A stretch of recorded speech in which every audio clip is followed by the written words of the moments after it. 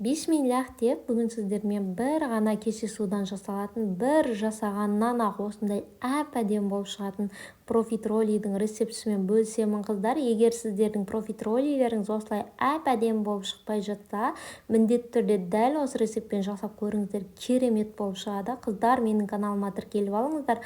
Алдағы уақытта сіздермен бұдан да керемет рецепттермен бөлісетін боламын. Алдымен ыдысымызға майды, үстінен суды салып, осылай екеуін жақсылап араластырып майды ертіп аламыз.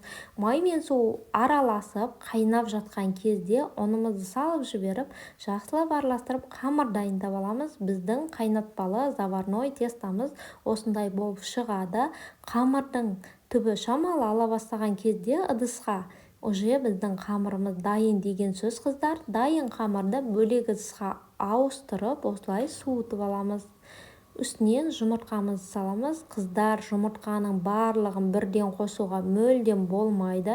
Міндетті түрде ерінбей осылай біртіндеп қосып шығыңыздар. Екеуін бірақ сала салуға да болмайды. Біртіндеп қосамыз.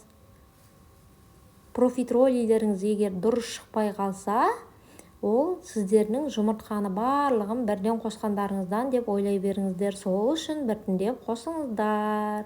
Осындай қамыр дайын болады. Мешокқа осындай гүлді насадкасы бар құйып, пергамент қағазына осылай құйып шығамыз, печенье сияқты етіп.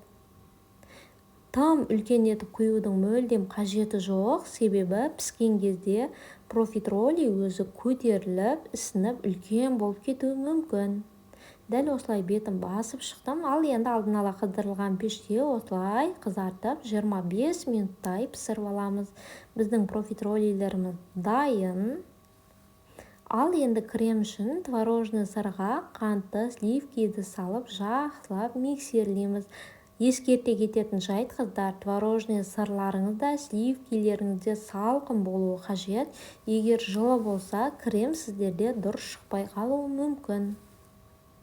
Және ескертетін бір жайт қыздар, сливки мен творожный сырды миксерлеген кезде ұзақ уақыт миксерлеуге болмайды. Жай ғана 3-4 минуттай крем өзінің формасын осылай ұстағанға дейін ғана миксерлейміз. Ұзақ уақыт миксерлесеңіздер, сливкилеріңіз іріп, май шығып кетуі мүмкін. Осылай миксердің ізі басыла бастаған кезде, қала бастаған кезде кремде, уже сіздің креміңіз дайын деген сөз. Мешокқа осындай насадкамен құйып алып, профитролилеріміздің ішін креммен толтырып шығамыз. Міне біздің профитролилеріміз жалпы дайын. Бетіне сәндік үшін сахарный пудра септім. Дәл осылай дастарханға тарта берсеңіздер болады қыздар. Егер видео ұнаса, лайк басып пікірлеріңіз қалдыруды ұмытпаңыздар. Сіздермен болған Жанар, назарларыңызға рахмет.